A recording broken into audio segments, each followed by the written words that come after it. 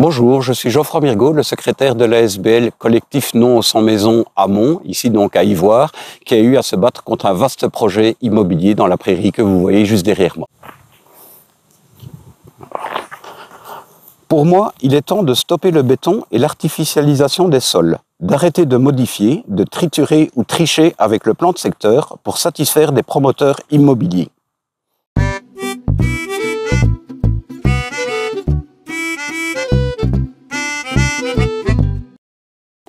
L'artificialisation des terres en Wallonie est un véritable problème, et notamment un problème qui dépend du plan de secteur.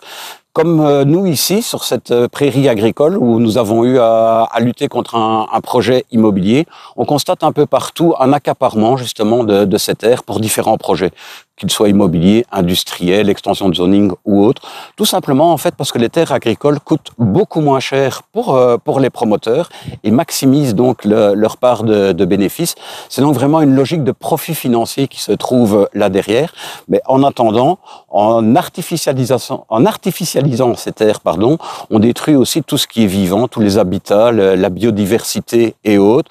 On entraîne aussi un problème d'accès à la terre pour les agriculteurs et donc une menace à la fois pour les jeunes générations d'agriculteurs, mais également de notre souveraineté alimentaire, on peut dire, d'un simple projet immobilier sur une terre agricole, on voit en fait qu'on déboule sur plein d'autres problèmes sociétaux à l'heure actuelle.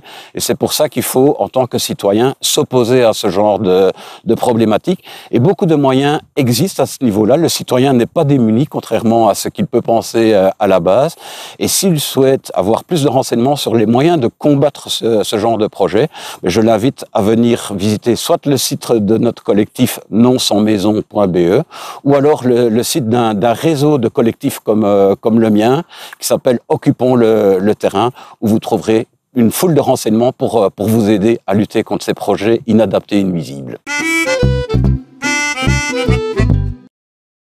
Et vous, qu'êtes-vous prêt à faire concrètement pour défendre votre territoire? Êtes-vous prêt, par exemple, à analyser les affiches jaunes d'enquête publique qui apparaissent dans votre quartier?